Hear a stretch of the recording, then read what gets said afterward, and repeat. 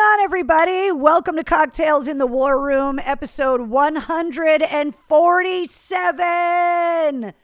I am your host, Mistress Carrie. Each and every Tuesday night at 8:30 Eastern, we get together here in my war room, which is an actual room in my house where all of my military memorabilia is, all the things I've brought back from my trips overseas, where I keep all of my family's military artifacts and memories, and also it's where the bar is. And we started getting together back on March 14th of 2020 for a cocktail to ride out the craziness that we all call life.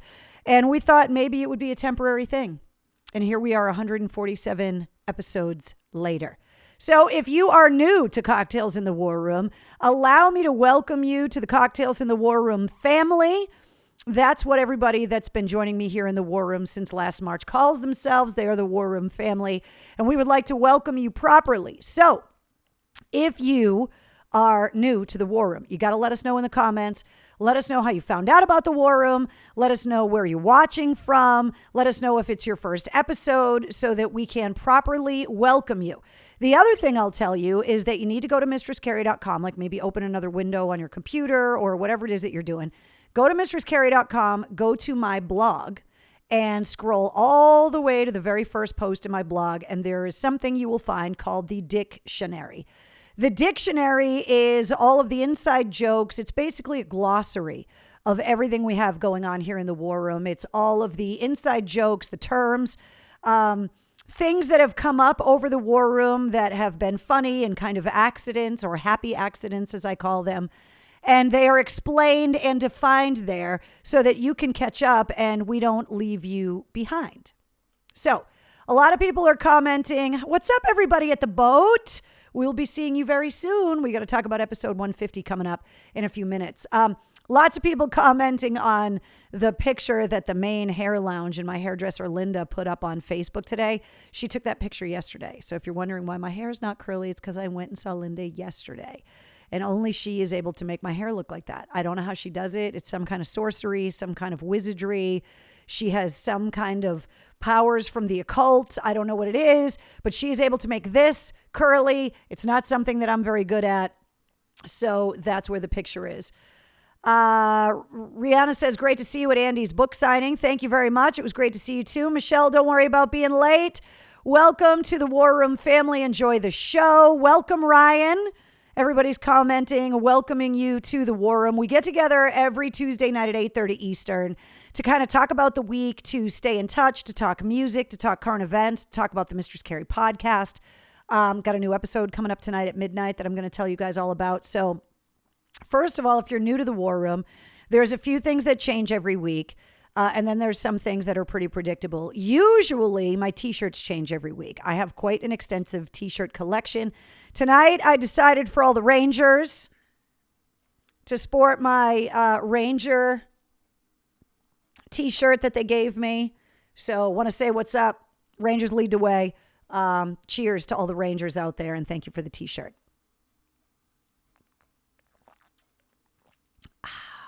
Also, when I drink out of the Great Muppet Caper Muppet collectible glasses from McDonald's from our childhood, that means that I am drinking hard coffee, which has become a new addiction of mine because someone sent it to me in the mail here in the War Room, and now I can't stop drinking the stuff. So thanks a lot, Michelle.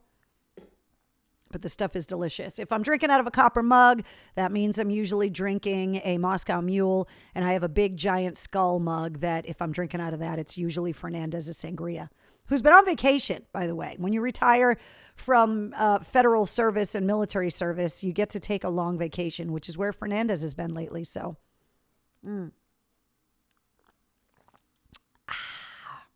Okay. Welcome to all the new people. Yeah, PBR on the rocks. Exactly, Heidi. You know, Carrie, you got the purple hair, says Ryan. Are you talking about from the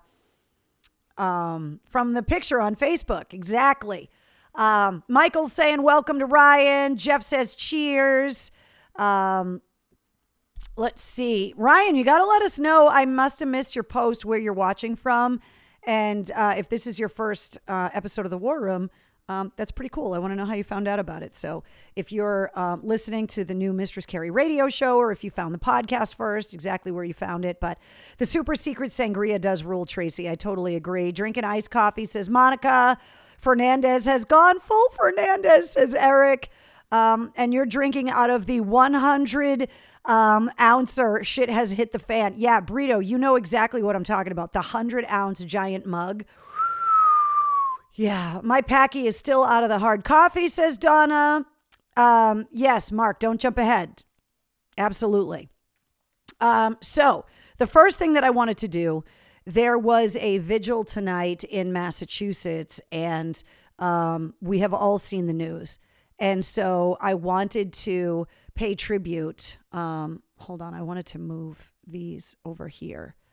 I wanted to put all of the names, the 11 Marines, the one Navy corpsman, and one Army soldier up on the screen. There was a vigil tonight for Sergeant Rosario, one of the Marines that was killed, that was from Massachusetts. They had a vigil up in Lawrence, Massachusetts tonight for her. And so I wanted to make sure that we talked about these 13 amazing heroes. Bars across the United States are setting tables and lining up 13 drinks on the bar. And it's not just a few bars, like basically every bar is doing it. And it's an amazing tribute. It's extremely touching. And for as divided as the United States has been on a lot of issues, it is refreshing, even though it's for a completely solemn reason, that Americans are united in mourning the loss of these 13 heroes. Sergeant Rosario, the Marine from Massachusetts, was part of what they call a female engagement team because of the cultural differences when it comes to managing women and crowd control of women and searching women. These female engagement teams are incredibly useful in that respect. There's been a lot of female troops that have been used to go into villages and gather intel from the women in the villages because they're just not allowed to communicate and speak to male members of the military. And I read something online recently that said that 30,000 women and children were cleared and passed through these female engagement teams at Hamid Karzai International Airport. And so that means that there are thousands of little kids and thousands of women that tonight are still struggling because they're homeless right now and they're refugees, but they escaped. And it is because of Marines like Sergeant Rosario, who were selfless, who stood up, who volunteered, who said, I want to make a difference. To see photos of soldiers and Marines cradling these infants as they waited to get on these transport flights. You can argue about the politics, but the humanity of it, to see that our brave troops are ready, willing, and able to rain down hellfire when necessary, but to also see their humanity and their empathy, and to see them helping to escort people out of one of the most horrific situations I can think of, and to at least be the first step in a long journey towards what is hopefully a better life. These 13 amazing humans did what we would hope we would all do, which is to step up when needed. And they did. And so many of them were young. So many of them weren't even old enough to drink the drinks that bars are lining up on the bars and dedicating in their honor around the United States and around the world. And so I wanted to just make sure that we took a minute here in the War Room to pay tribute, to not only think about them and their sacrifice, but to also remember their families and to remember what happens when something like this horrific bombing happens. Notification teams are sent out. Communication lines are shut down so that identities of the fallen are not leaked before the families can be notified.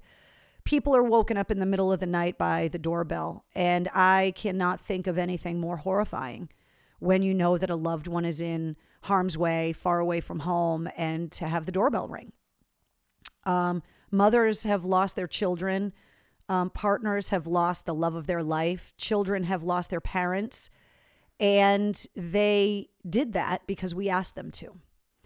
And when you enlist or are commissioned into the military here in the United States by volunteer, you have basically signed a check that is blank. And you are entrusting all of the rest of us to cash that check properly and for the right amount. And we can all argue over politics. We can argue over policy all day long.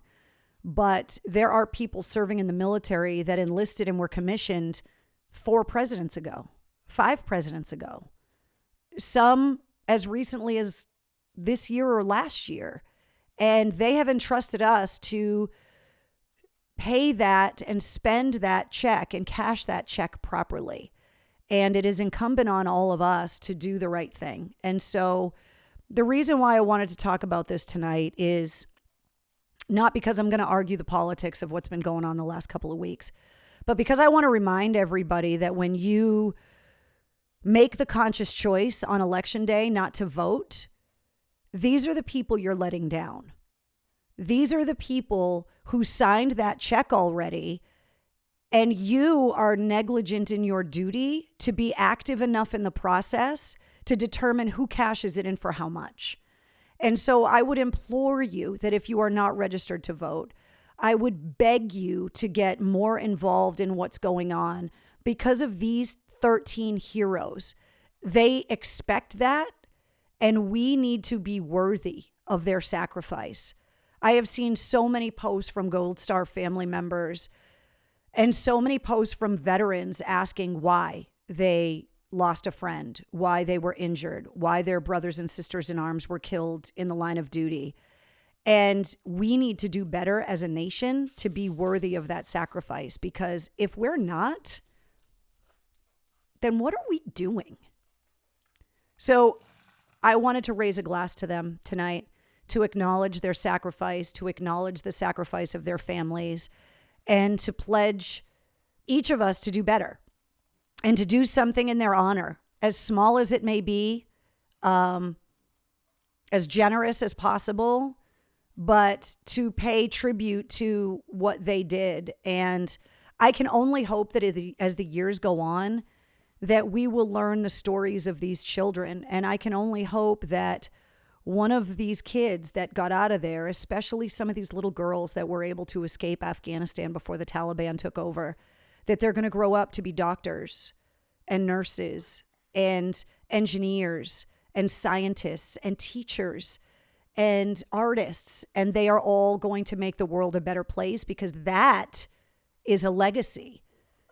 Imagine the impact of these thousands of kids being able to taste freedom and to grow up in a place where they might have access to nutrition and education. And that is the legacy of a hero. So to our heroes and to our fallen, I say cheers.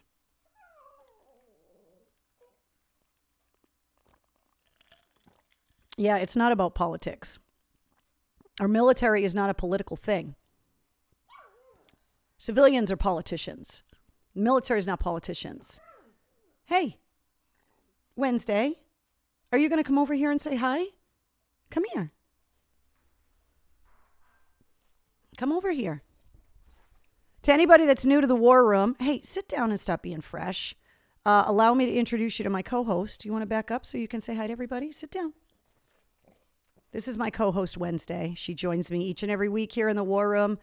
And she has now learned that on Tuesdays, when we set up here on the big green couch, that she gets extra treats if she sits down and is cute for you guys. So there you go. She also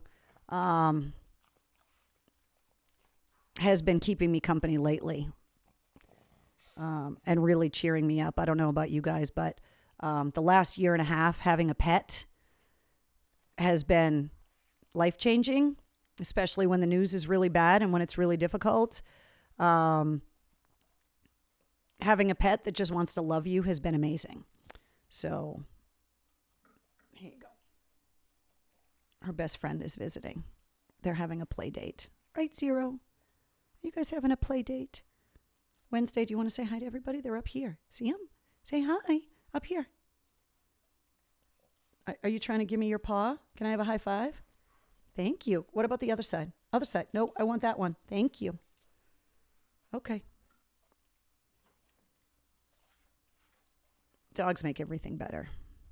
We're not worthy of dogs. That's her Instagram handle, by the way.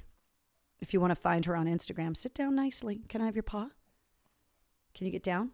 Good girl. Okay, that's the last one. You've been spoiled enough here in the war room. Now you can just sit here because you love your mother and not because I'm bribing you with cookies. Huh? Yeah. So, sometimes better than people. No shit. No shit. What's up, Duncan? Thank you for joining us in the war room tonight. What's going on, Trina? Hello, Michelle. Hi, Ryan. Hello, Heidi. We got a lot of stuff to talk about this week. There's a lot going on in music. We got to talk about Gene Simmons.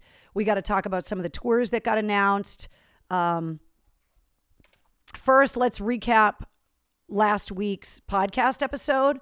Last week, Carl Bell from Fuel joined us on the Mistress Carrie podcast for episode number 64. Fuel is a band that I think in a lot of ways is known for, as are a lot of bands, their frontman, like Brett Scallions, or Scallion, I should say. Sorry, not Scallions.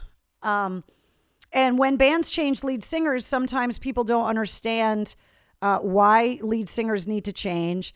And they may not understand who is the songwriter and the creative behind the band. And so Carl Bell, who you see in the picture there, he's the tall, bald guy, which is why he made reference to hair bands having so much hair in the interview. He has been the songwriter and at one point had left the band. And if you listen to episode 64, he talks a lot about the difficulties in keeping a band together for the fans, in keeping a band together because the lineup is the lineup everyone knows, and why sometimes that's just impossible. And I thought his insight on a lot of that was pretty interesting, that he was so candid about it, and about how he thought he was going to not come back to Fuel, that he was going to be writing for other people and working on music for other people, and then kind of found his way back to the band and worked on a new record. And I really enjoyed getting to know him. Joe says, great interview. Thank you very much, Joe. I just thought he was really forthcoming and really welcoming. And I love it when you talk to people that are just open and honest and they're not guarded. And so you don't feel like they're protecting something, that you feel like you're actually getting to know the real person. And I loved hearing him talk about growing up in Tennessee and not having television, and how he grew up playing the guitar, and his first guitar from Sears, and that he still has it, but he doesn't play it because, well, he said it wasn't very good. And, but I had never sat down and talked to Carl, and I really enjoyed getting to know him. So if you are a Fuel fan, and, you know, they're one of those bands that, albums like Sunburn, they had such massive radio hits on them that they're bands that even if you only hear one or two songs from them are just never going to go away. They're just always going to be on rock radio and kind of in the rock world forever because they had those songs. And now that they have new music coming out, and obviously with that is going to come touring, I'm very interested to see what is going to be next for the guys from Fuel. And I just thought Carl was really cool. I also, I love hearing from them afterwards. Sometimes I don't hear from the artists directly, but I see what they post. And he posted something really sweet on Fuel's Facebook page about how he really enjoyed the interview experience and coming on the show. And I thought that was really cool too. Don't forget, there's also a bonus episode, my interview with Billy Sheehan. that we did together down at Rockin' Pod in Nashville a few weeks ago. So if you haven't caught that yet, from time to time, I get access to artists, and maybe not as long as I would like to talk to them, but I never want to say no. So there's always going to be time to, there's always going to be time and a place to put bonus episodes up. So, all right, you guys are talking about, I knew this was going to come up tonight. You guys are talking about the dogs. Somebody posted about the dogs in Afghanistan. Those were not military working dogs. They were not U.S. military working dogs. The U.S. military confirmed that they don't leave military working dogs behind. And so I don't know the story behind that one photograph that's been circling around. I do know that there was a nonprofit that was that spent like $1.7 million pulling dogs out of there. I don't know whose those dogs were that were left behind in those crates, but they were not the U.S. military's dogs. Let's see.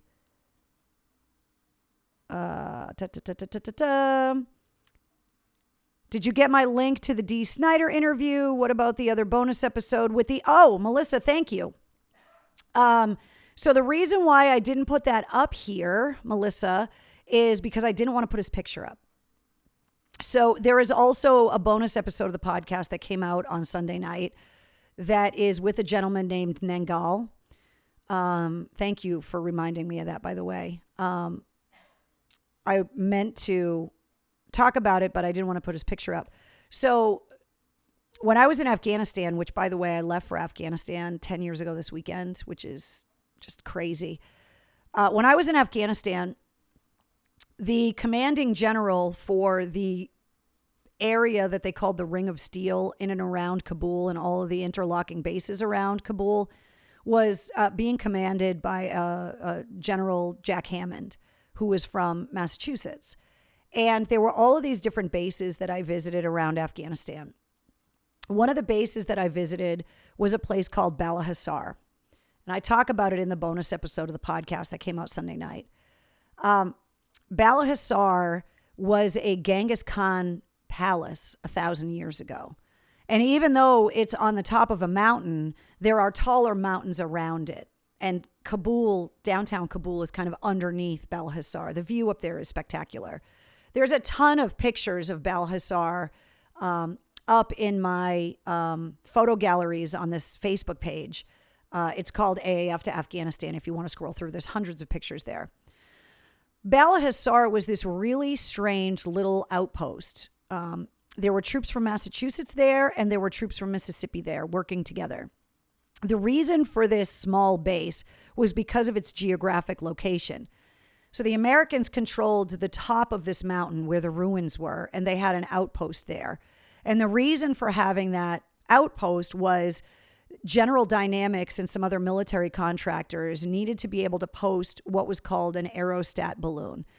And it was a giant blimp that took a tractor trailer truck full of helium to fill up. So when I say blimp, I'm not talking Goodyear blimp size, but it was pretty damn big. Like AAF used to have a blimp that was paled in comparison to this blimp. And it was tethered on these massive steel cables. And the steel cable tethered the blimp, but also ran cables up to it because the blimp's purpose was to have all of these cameras, surveillance cameras, to have an eye in the sky over Kabul. And it was one of many aerostat blimps that the military used to put these cameras on to be able to give some kind of vantage point over the city. And they showed them to us. We were only allowed to talk about a certain amount of it. Producer Mike joins us here in the war room a lot, and he was with me. And they took us in the trailer. They showed us how it worked. Obviously, a lot of it's classified, but these are extremely expensive, very good cameras. And it allowed the military to be able to see down into alleyways and to kind of be able to have a grand view. So this military base was necessary to protect the aerostat balloon. The aerostat was inside the perimeter of the American base. The American base was inside the perimeter of an Afghan National Army base. So in order for us to get onto the American base, the convoy that I was traveling with had to go through an Afghan checkpoint and then into the American checkpoint and then onto the base. This base, it should be noted as well, was what they called a dark base because the mountains around Bala were taller. There was no way to control the sight lines down into Bala. So when the sun went down, the base went black, and they used night vision goggles and red lights, and they couldn't turn lights on the base. The windows were all blocked out so that no one could take shots at them at night. And it's the only base that I went to that had an army cook.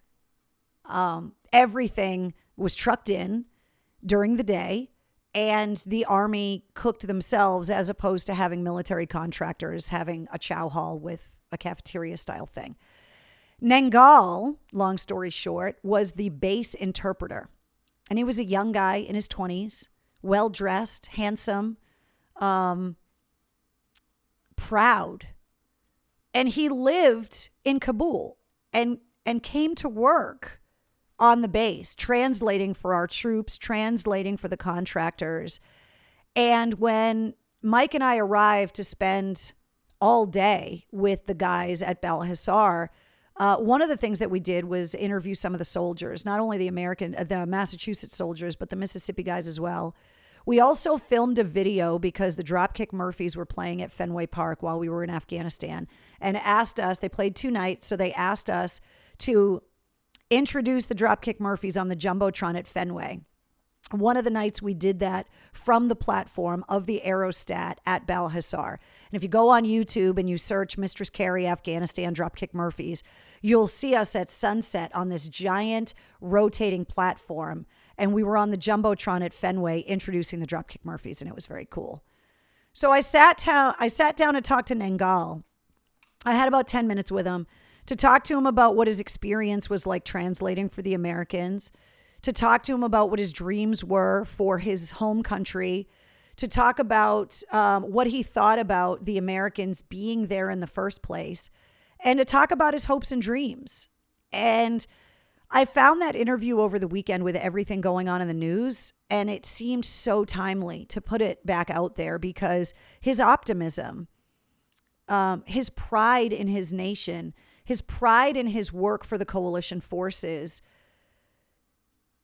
it really struck me. And I have not seen Nangal since.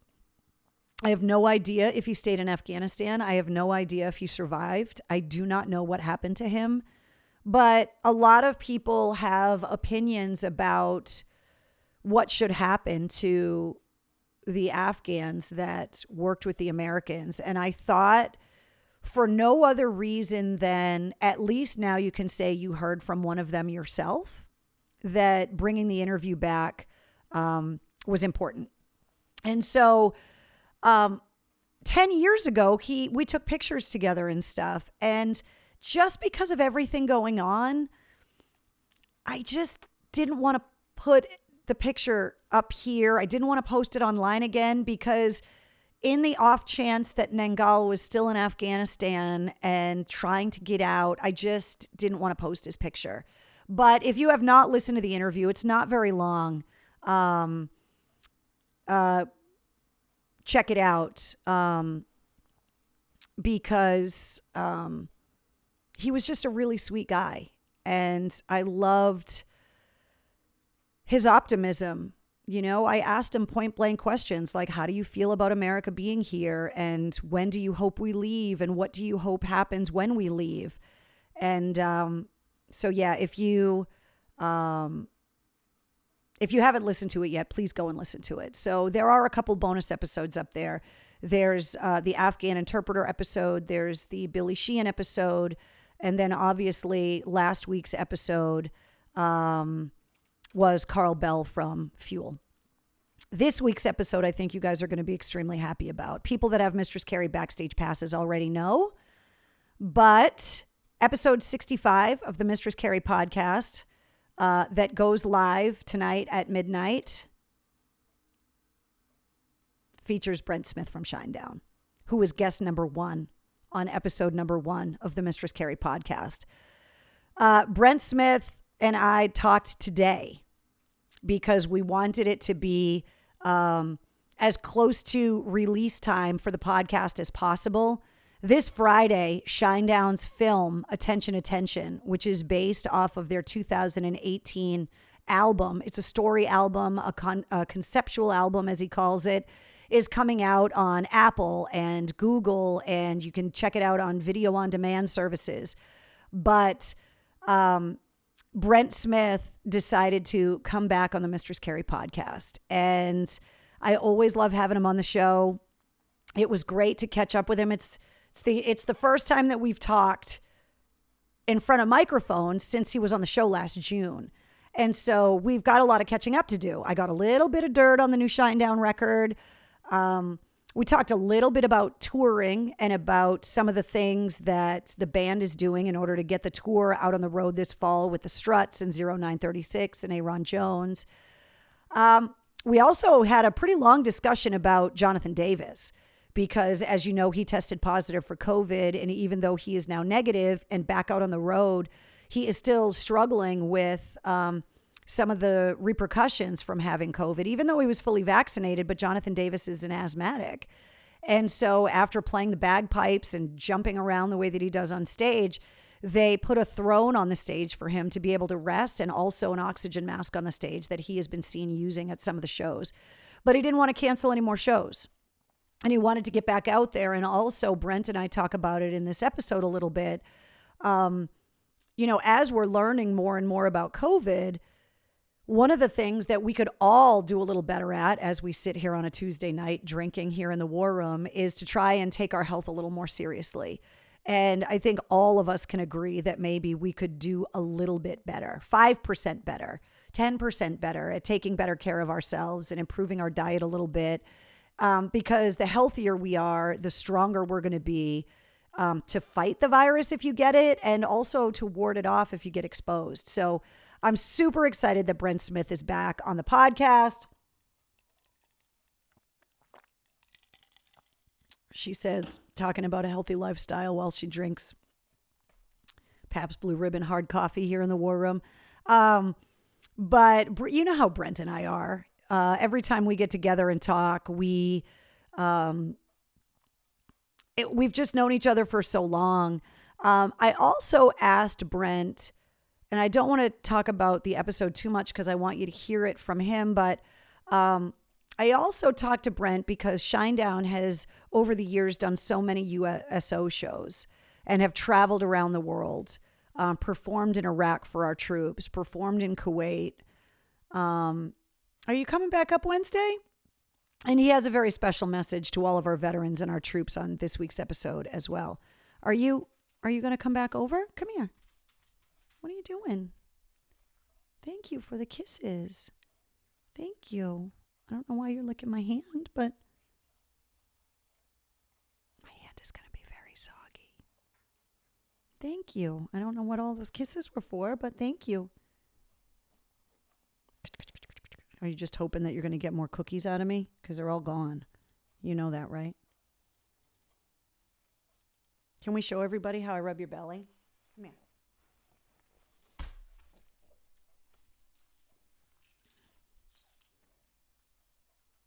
Let me show everybody how you just lay there and let me give you a belly rub every morning.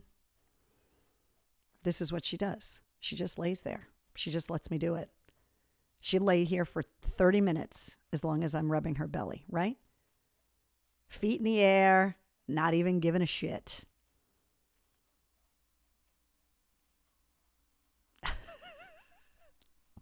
Every morning, she gets a belly rub, right? Right? You like that? Yeah. Don't knock yourself over. You all right? Sheesh. Do you want to come sit on my lap? Come here. Come over here. Come here. You want to say hi to everyone? Say hi. Oh, thank you. Are you making pug noises in the microphone? Yeah. All right. Go ahead. She hit her mark again. I told you guys. She's getting really... Thanks, Ryan. she's getting really spoiled and she's becoming like the dog on Frasier, where she's like hitting her marks because she's motivated by food. Now she's just going to sit here. I don't know why you're behaving so well in the war room lately, Wednesday, but I appreciate it. So that is episode 65 of the Mistress Carrie podcast, which I'm super excited about. Don't forget, not only when you subscribe to the Mistress Carrie podcast, do you get the full-length episodes that come out every Wednesday, which, by the way, there's corresponding playlists for every episode, and the corresponding playlist for this week's episode with Brent is pretty awesome. But if you subscribe to the Mistress Carrie podcast, you also get the Sit Rep, which is all your rock news, music headlines, and entertainment updates, all in under 5 minutes. And I don't know what's been going on with the Sit Rep lately, but the Sit Rep has become more and more popular every week. And I love the fact that you guys are using it as a resource to kind of keep up to date on everything that's going on when it comes to music and headlines and all of that stuff. But I love the fact that you guys are checking it out. And I believe that this Facebook page is now publishing the episodes every day as well. So that's pretty cool too.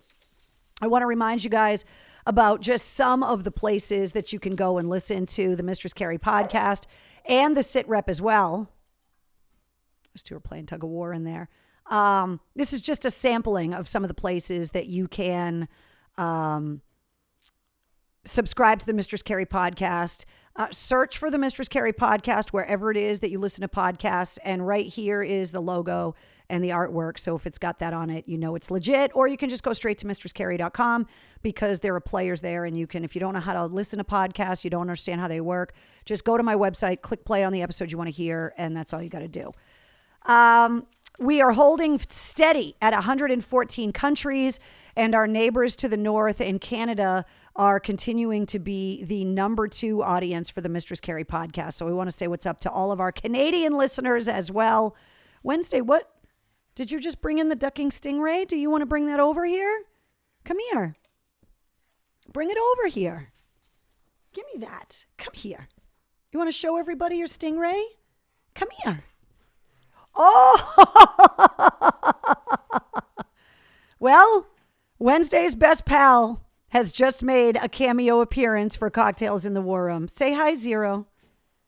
This is Wednesday's best friend.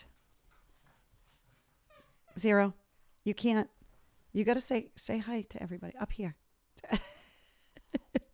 There's no cookies. What's going on? You're a lot smaller or a lot bigger. We need a bigger pug cam. And now Wednesday's coming over here because now it's a full-on play date here. Do you want the ducking stingray back? Give me that. Give me that. I'm trying to do the show, you know. I know, but you want to play. I don't know why. Hey, Ryan, and anybody else that's new to the War Room, this is the ducking stingray. It was the fucking stingray, but autocorrect kept changing it, so we just decided to call it the ducking stingray. So, Carrie, hey, Cheryl, what's going on? I know, Christine, you finally get Zero here. I love Zero and Wednesday's best friend. As in absolute Zero? No, as in Zero, the ghost dog from The Nightmare Before Christmas. That's where she got her name from. So, there you go. And she spends a lot of time having play dates.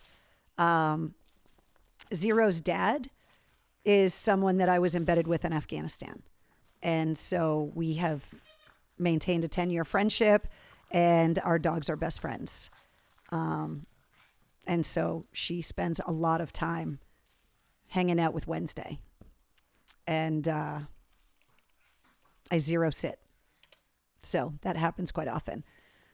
So Zero, everybody says hi. Let's see. Because she has a red nose? No, because she wasn't always white. She used to be brown, but her dad really loves The Nightmare Before Christmas. So he named her Zero, and it just so happens that she's now turning white in her old age, and she has a cute little pink nose. So, hey, what are you guys doing? They're not mad at each other. This is how they play. And Zero's like 4 times as big as Wednesday. So it's not really playing. It's more like Zero just being tolerant of the annoying pug. Okay, so we're holding steady at 114 countries for the Mistress Carrie podcast. What's up to everybody in Canada? Thank you guys for checking it out. We got a lot of headlines to go over. Some of the stuff we talked about last week. Don't forget Motorhead's graphic novel comes out next week. We're still waiting on a release date for Led Zeppelin's official documentary called Becoming Led Zeppelin that's due out this fall. AC/DC's Making the Band was on Reels this past Sunday. That was a mistake on the show. Ryan and anybody else, when there's mistakes on the screen, misspelling, any of that, we have to drink. It's part of the game. So I apologize for that. Let's see. Iron Maiden's 17th studio album, Senjutsu, comes out this Friday. Also coming out this Friday, Imagine Dragons, Mercury Act 1, and POD, who are out on the road right now celebrating the 20th anniversary of their album Satellite, are releasing a 20th anniversary edition of Satellite as well. And those all come out this Friday. Speaking of AC/DC, The Lives of Brian Johnson's autobiography comes out in October. There's a lot of rock and roll autobiographies that are coming out. Like I said, Shinedown's film Attention comes out this Friday.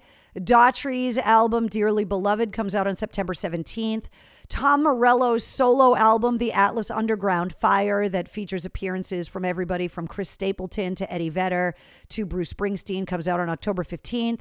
Jerry Cantrell announced his album Brighton is coming out in October. He also put his tour on sale, and he is going to be at Big Night Live in Boston on April 6th. Those tickets are available now. But the entire tour, tickets went available and went on sale last Friday. And this is Jerry Cantrell's first album since 2002. So I'm pretty excited about the album. Nikki Sixx's new book, The First 21, comes out in October. And they have also announced a new 6 a.m. album called Hits, which is coming out in conjunction with Nikki Sixx's book. And there is also new music that is coming out on the new album that is being released in partnership with the book. The Trans-Siberian Orchestra. This is how you know summer's over, kids. When the Trans-Siberian Orchestra announces their fall tour dates around the holidays, you know Labor Day weekend's here, and TSO is headed back out on the road. The tickets for their tour go on sale to the general public on September 17th. They are going to be at the DCU Center in Worcester for 2 shows, a 3 o'clock show and an 8 o'clock show on November 27th. But the tour dates are extensive, going through November and all of December. So no matter where you're joining me here in the War Room, the Trans-Siberian Orchestra Tour will put you into the holiday spirit. And all of the tickets for every tour date go on sale on September 17th. Speaking of concerts, Paul Stanley from Kiss had tested positive for COVID. Even though the entire band and crew had been vaccinated, he got a breakthrough case of COVID and was sick for a few days. Definitely felt like shit, he said. But he has now tested negative and is on the mend, and Kiss had gone back on the road. And now Gene Simmons just this afternoon announced he has tested positive for COVID, and another round of Kiss's farewell tour has been postponed because now Gene Simmons is quarantining for the next 10 days along with the rest of the Kiss crew. Because even though they all were vaccinated, and Gene Simmons said, he's 72 years old, he said that he was very happy that he's vaccinated now that he's tested positive because, he's unsure about how bad this would have hit him had he not been vaccinated. I mean, we talked about Jonathan Davis from Korn needing oxygen on stage. Corey Taylor is still recovering, but still hoarse, and you see him in videos and stuff, and he's still kind of dealing with the after effects of COVID. So we're wishing Gene Simmons and Jonathan Davis and everybody else that's been testing positive all of our love from everybody here in the War Room. And if you listen to episode 65 of the podcast, Brent Smith kind of talks about the dangers of being out on the road and the responsibility to stay healthy and to keep the bands in bubbles so as not to bring a COVID case in to the entire crew, because these guys have been out of work for over a year, especially the crew guys, and they're trying to get them back on the road and get them working, and having to then postpone tour dates and pull tours down and quarantine is incredibly expensive. And then you're doing the exact opposite. So Those are some of your headlines today. I wanted to remind you guys about the Megadeth Unplugged in Boston album. It was recorded in Boston at Bill's Bar, which for anybody that doesn't know what that is a very small bar behind center field at Fenway Park. And Megadeth played an acoustic show for my old radio station, WAAF, on May 9th, 2001. They released the album recently. It's available on all the streaming services. And if you listen to it, the encore is Sympathy of Destruction. And it's me talking over the intro of it. Did I say symphony? Sympathy? I meant Symphony of Destruction.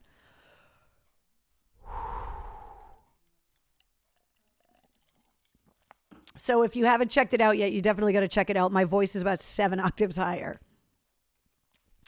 Wanted to remind you guys that the Boston Wounded Vet Run is Boston Wounded Vet Rum. Wow. Should I just start the show over? Seriously. The Boston Wounded Vet Run is coming up very quickly. Tomorrow's the first day of September, and the Boston Wounded Vet Run, the 10th annual, by the way, is coming up on September 19th. It leaves out of Boston Harley, ends at Anthony's of Malden. I am going to be there. I'm hoping the weather is going to hold. And it's going to be a fantastic day. Those are all of the beneficiaries for this year's run, and I believe they are all going to be there. So if you are looking for something to do, you do not have to ride a motorcycle to get involved. You can go to Boston Harley in the morning, or you can meet everybody at Anthony's of Malden, and they always have guest speakers, and it's just an amazing day. So that is happening coming up on the 19th. Where? Oh, here it is. Okay, so I got this amazing card in the mail for mail call this week. It says, "So good together. Happy first anniversary. Here's to many more. Sincerely, Melissa and Tim." And for anybody that wasn't aware, this past Sunday was my first wedding anniversary, which seems so crazy because it feels like yesterday that I got engaged and got married. And now it's my first anniversary, and my husband and I were not able to spend it together because he's overseas. But it was really sweet to get an anniversary card. So thank you guys so much. And I thought it was really cute. Now, am I the donut or the mug? My husband's a Marine. Would he prefer to be the donut or the mug himself? You could go sexual and say I'm the mug and he's the donut for the dunking. Is that reading too much into it? I don't know. The booze is definitely talking right now. I know, Mark. The PBRs are slowly creeping up on you. Have a shot of Fireball, says Jeff. No. Good night, Penny. I thought it was really sweet. Thank you guys for the anniversary stuff. The guys from Shinedown posted. I put up a picture on Instagram, and they wished me a happy anniversary, which I thought was really sweet. So I am definitely the donut, Josh says. Let's see. Safer to be the donut? The donut as a whole, how is it not the female? I don't know, Joshua. I'm just asking the questions because the cup is for dunking, and I'm not getting into a biology and anatomy class here in the War Room, okay? It's Tuesday. You gotta save that for the weekends. Sorry, I was feeding my family, a.k.a. the pig, says Heidi. No problem. For the New Hampshire listeners, the Run for the Fallen is at the Waterville Valley September 18th, and I'll be there to support. Hoorah Marine, says Lynette. Thank you very much. That is fantastic. Now, here's the thing, Rodney. I am not the cream cheese bitch. That was Liz Wilde. She was on the radio at AAF in the mid-90s, long before I was on the air. So the cream cheese bitch is Liz Wilde, so it's not me. But I appreciate it because she was hilarious. Dunky or dunker? Exactly, Joe. That's what I'm asking. I don't know. Now that we are getting into fall, I wanted to remind you guys that the weather's going to get a little chilly, and you can stock up on Mistress Carrie beanies and hoodies that are available in all sizes online at mistresscarrie.com in the store. If today is your birthday, we always salute and cheers people's birthdays here in the War Room. So if August 31st is your birthday, happy birthday to you today, and you share it with Van Morrison, Rudolph Schenker from the Scorpions, Gina Schock from the Go-Go's, who's getting inducted into the Rock and Roll Hall of Fame at the end of October. And also, typo, God damn it. It's not Denny Gibson. It's Debbie Gibson. Debbie Gibson is 51 years old. Think about that for 2 seconds. Debbie Gibson. Deborah Gibson, as she likes to be called now. But she will always be Debbie to me. Debbie Gibson is 51 years old today. Yeah. Yeah, I know. It makes you want to drink. I concur. And I also want to say what's up to everybody that has a Mistress Carrie Backstage Pass. We got together, the Backstage Pass holders and I, for a exclusive live stream like we do every month on Sunday night. And they were the ones that I spent my anniversary with, which was very sweet of all of them to join me on my anniversary. If you have a Mistress Carrie Backstage Pass, you know about guests coming on the podcast early. You submit questions for the interviews. You get this month, which, by the way, guys, you only got until midnight to take advantage. Anybody with a Backstage Pass, you get $20 off the entire store for the entire month of August, which ends at midnight. So take advantage of that. You get early access to event tickets, and you also get exclusive concert ticket access as well. So now if you're talking about, wait, what kind of events are you talking about? This. Yeah. The big announcement that we made a couple of weeks ago is that we are celebrating the 150th episode of Cocktails in the War Room live at the Boat in Dracut. It's where we celebrated the 1-year anniversary. And it is where we're going to celebrate our 150th episode. And it is a stacked show. Mike Shue is going to be on hand to co-host the show with me. Josh Dolan, who also worked with us at WAF for years, is a stand-up comic. And so he's going to perform that night. It is going to be the live debut of the Shadows of Boston, featuring the bagpipe extraordinaire Scruffy Wallace. So that's going to be awesome. There's going to be a tasting of the Mistress Manhattan by Regimental Whiskey, who it's a whiskey and spirits company that is veteran owned and operated. So I cannot wait for them to be there. And also B Comp is going to be there as well. And they are an acoustic duo that is going to open up the night. Tickets are available. There is an Eventbrite link. Just go to the events calendar at mistresscarrie.com. Tickets are only $10. And they are on sale right now. And I can almost guarantee that by the time the show comes around, you're not going to be able to get in because they're going to sell out. And so I would encourage you that if you want to go, the tickets are only $10. Get your tickets now. Happy on birthday, Keith, by the way. So definitely get some tickets and come and hang out with us that night. I believe doors open at 6. They have a full menu there. The food is great. They have this buffalo mac and cheese that is so good. So you can go there for dinner. Hang out. Obviously the War Room show is going to start at 8:30. If you're not able to join us, we're going to bring you all of the mayhem from the 150th episode live in the War Room like we do every week at 8:30. But it's going to be an absolute blast. And so if you guys do not decomp, that's what I said, Boat. Isn't that what I said? The guys at the Boat. Did I say B comp? I didn't mean to. I meant decomp. I thought that's what I said. Is it a typo on the screen? No. Hold on. That's a D. Guys at the Boat.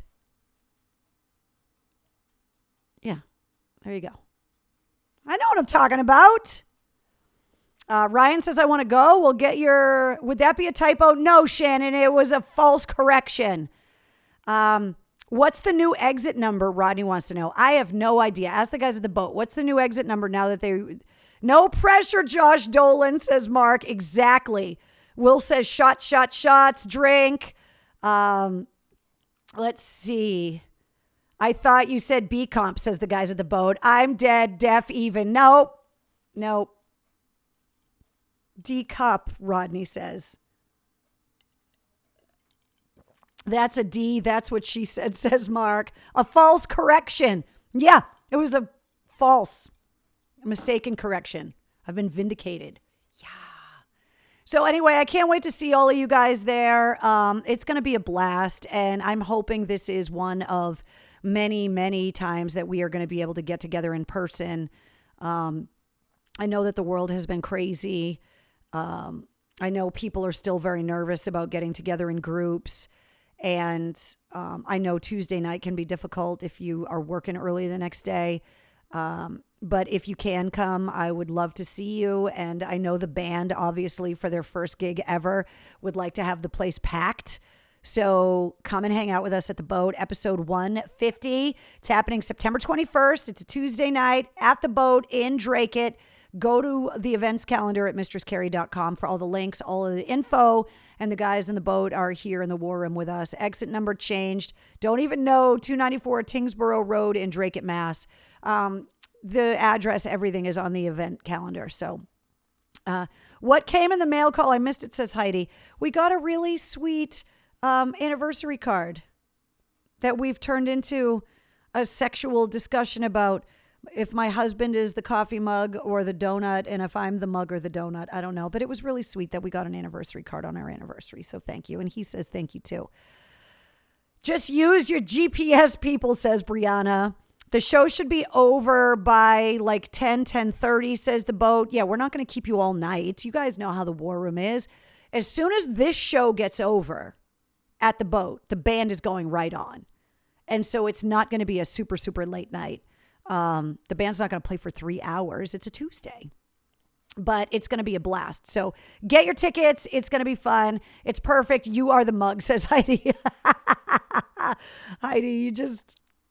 There's a donut hole. I don't know. I just can't.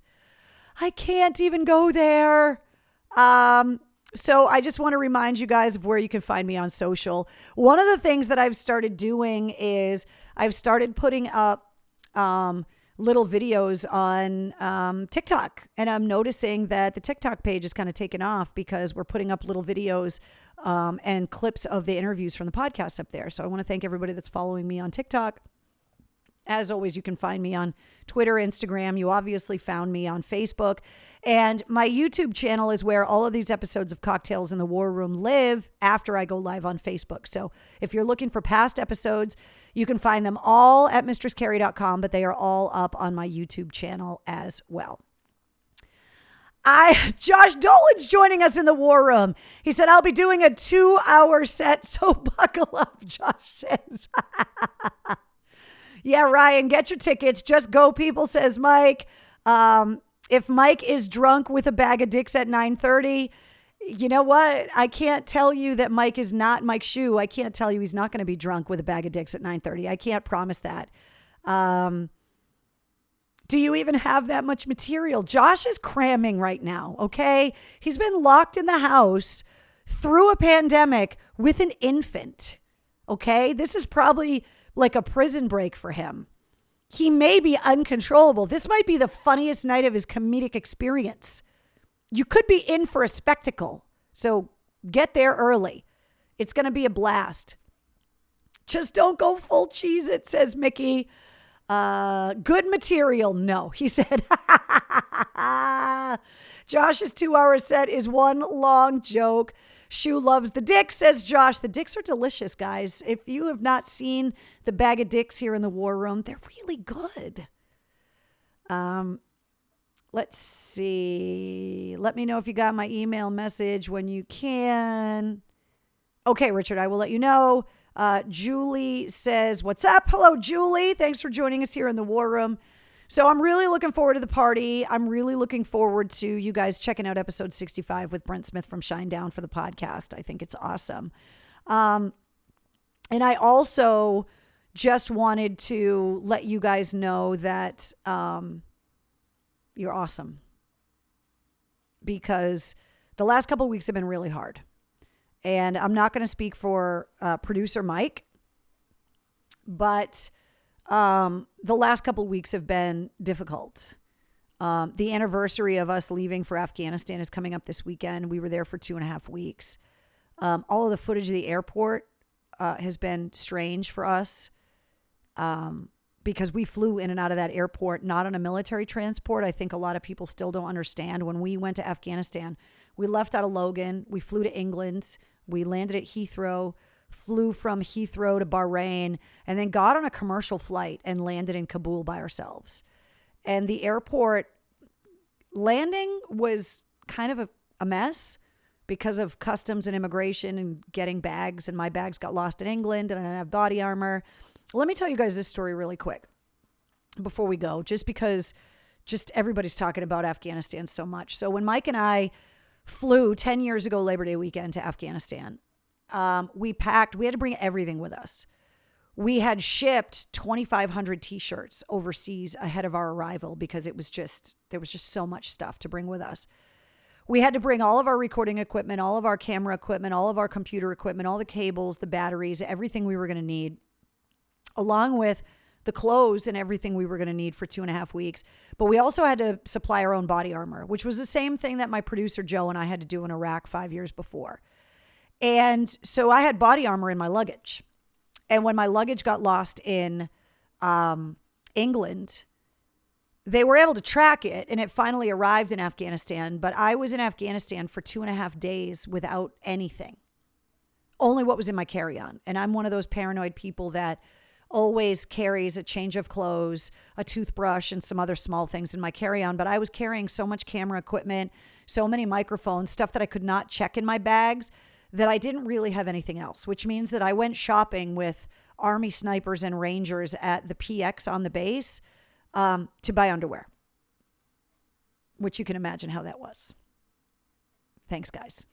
Anyway, when we landed, if you've seen any of the aerial footage of Hamid Karzai International Airport, the U.S. military wasn't allowed inside the airport. We were working in conjunction with the Afghan government, and unless our troops took all of their weapons off, they were not allowed to go inside the airport. So Mike and I landed at the airport unaccompanied. We had to navigate customs, immigration, baggage claim, all of that stuff by ourselves. We had visas that we needed to deal with, the language barrier, me being female. There was a lot of stuff going on. All of Mike's baggage arrived. None of mine did. And so it took about 45 minutes to get a phone number for someone that was going to be responsible. I thought someone had stolen my bags and was like selling the stuff, especially the body armor. And I was told explicitly before we left there that I would not be allowed in any military vehicles, on any military aircraft, that I was not going to be allowed to do anything unless I had my protective equipment on all the time. So when my bags didn't arrive, I had no protective equipment whatsoever. I only knew a half a dozen of the people that were part of the 182nd Infantry, which were the guys that we were embedded with. So you need to imagine, Mike and I have just traveled for 24 hours by ourselves. We're scared. We're landing in Afghanistan by ourselves. My bags are gone. I have no safety equipment whatsoever. And we're in the airport for about 45 minutes, and these two South African contractor dudes come up to us, and I had my hair covered, obviously, and they said, "Hey, are you the American journalists?" And we said, "Yeah." And they said, "Well, the soldiers outside are getting pretty antsy because you were supposed to be outside a while ago." And I had been trying to get an answer on my bags. So we finally go outside, and we're walking outside the airport, outside the perimeter of the airport, and we are now walking in downtown Kabul.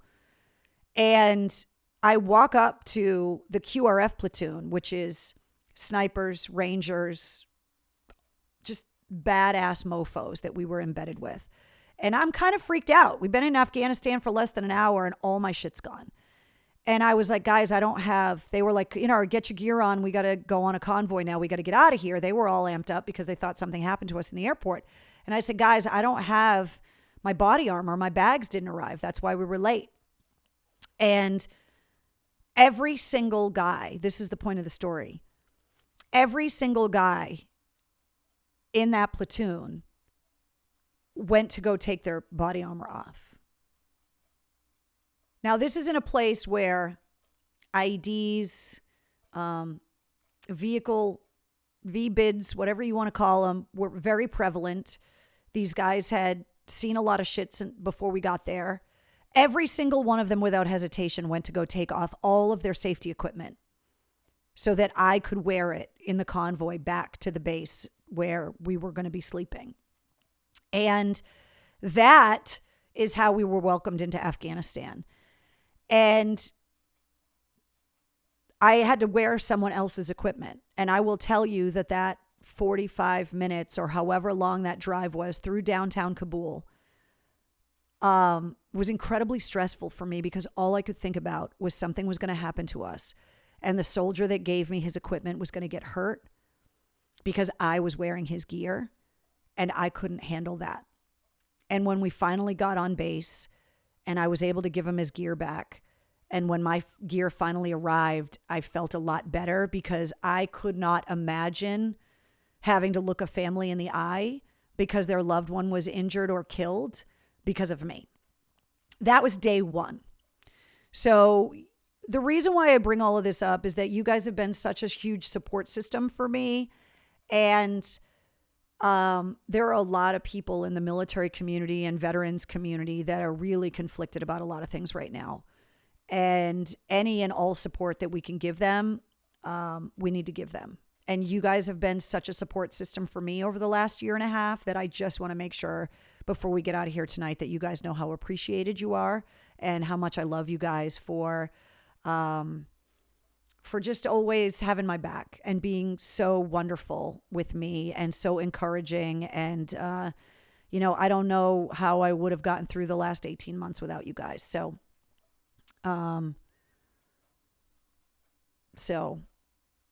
yeah, thank you guys. Cheers to you guys.